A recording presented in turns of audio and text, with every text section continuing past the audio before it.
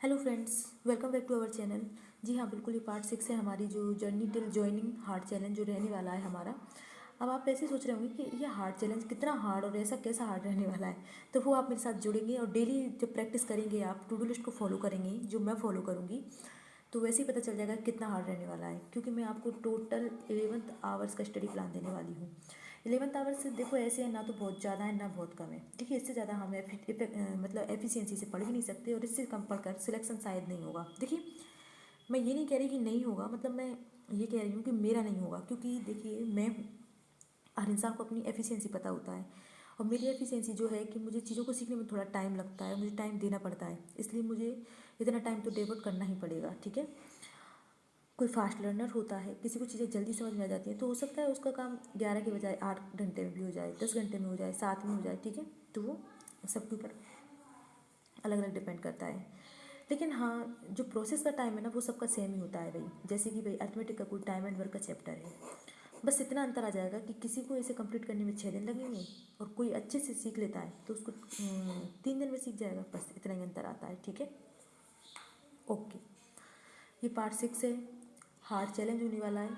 Joining तक की journey मैं आपसे शेयर करने वाली हूँ। अब ज्वाइनिंग तक की जर्नी कितनी लंबी होने वाली है वो मुझे भी पता नहीं है। ठीक है, तो अक्सर जैसे कि भाई जो रिपीटर होते हैं तो उन्हें तो पता होता है, वो क्या है, एग्ज़ाम दे चुके होते हैं तो उन्हें पता होता है कि मॉक टेस्ट किस मॉक टेस्ट का जो लेवल है वो ओरिजिनल जो एग्ज़ाम है, एक्चुअल जो एग्ज़ाम है उससे मैच कर रहा है। ठीक है, लेकिन जो बिगनर्स होते हैं उन्होंने कोई भी एग्ज़ाम अभी तक नहीं दिया है तो उन्हें क्या वो कन्फ्यूज रहते हैं, उन्हें पता नहीं चल पाता कि कौन सा मॉक टेस्ट बेस्ट है, कौन सा लें, क्या करें क्या नहीं करें, कैसे मॉक टेस्ट को देते हैं, कितनी बार मॉक टेस्ट को देना चाहिए, है ना।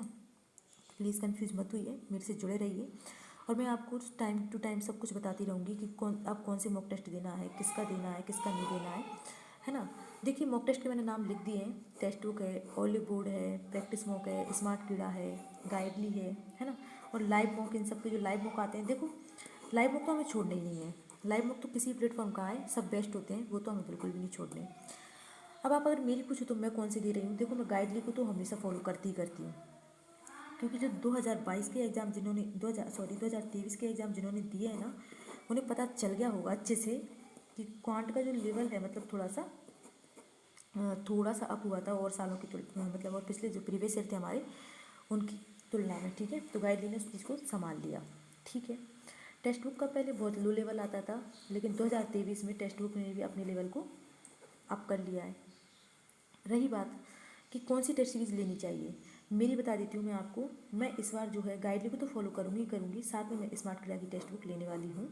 और जब मेरी इन दोनों में से कोई एक टेस्ट सीरीज़ की जो वैलिडिटी खत्म हो जाएगी, उसके बाद में इन दोनों में से किसी भी अगर टेस्ट सीरीज़ की वैलिडिटी खत्म हो जाएगी, उसके बाद में प्रैक्टिस बुक को ऐड करूँगी मेरी टेस्ट सीरीज़ में। ठीक है, आप चाहें तो टेक्स्ट बुक के साथ पीएम या स्मार्ट कीड़ा ले सकते हैं, या ओलिव बोर्ड पीएम स्मार्ट कीड़ा, मतलब 2 मॉक टेस्ट सीरीज रखनी है हमको, दो प्लेटफॉर्म रखने हैं, जिसमें एक आप थोड़ा जो एग्ज़ाम का जो लेवल है उसे रख लेना और एक एग्ज़ाम से जो अप लेवल होता है उसे रख लेना। एग्ज़ाम से अप होता है इसका, इसका और इसका। ठीक है, तो इसके साथ आप कोई सा भी, जैसे कि टेक्स्ट बुक अगर आपने ली है ना, टेक्स्ट बुक मैं इसलिए बोल रही हूँ क्योंकि देखिए जो रिपीटर है उनकी तो नहीं है टेंशन, जो फ्रेशर होते हैं उनको बहुत सारे कंटेंट की ज़रूरत पड़ती है, किस किस लिए, प्रैक्टिस के लिए। और तो टेक्स्ट बुक है भर भर के, mock test, sectional, chapter wise बहुत सारे टेस्ट देता है, तो इसको ले लेना। और बाद में इससे प्रैक्टिस हो जाए तो जो एकदम एग्ज़ाम ओरिएंटेड जो मतलब हमें तैयारी करनी है ना, तो उसके साथ हम गाइडली को ले सकते हैं, या टेक्स्ट बुक के साथ आप स्मार्ट की ले लेना। इधर ओलिव बोर्ड ले लेना, ओलिव बोर्ड के साथ भी आप इन तीनों में से कोई सा एक ले लेना।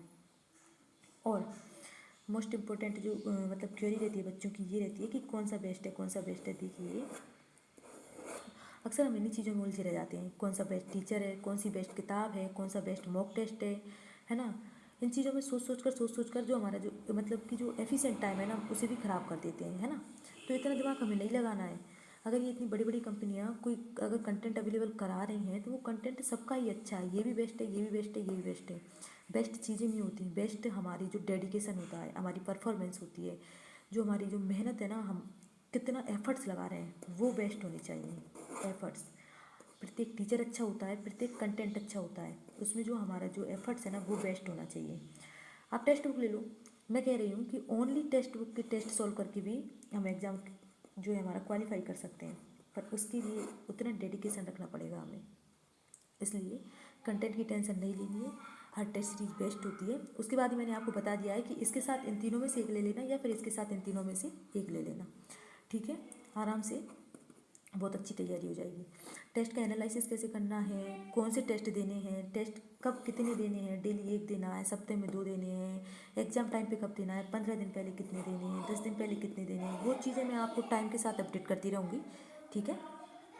और कोई भी क्वेरी हो तो कमेंट सेक्शन में नीचे लिख देना, मैं आपको उसका जवाब दे दूँगी, ठीक है फ्रेंड्स। Okay, thank you.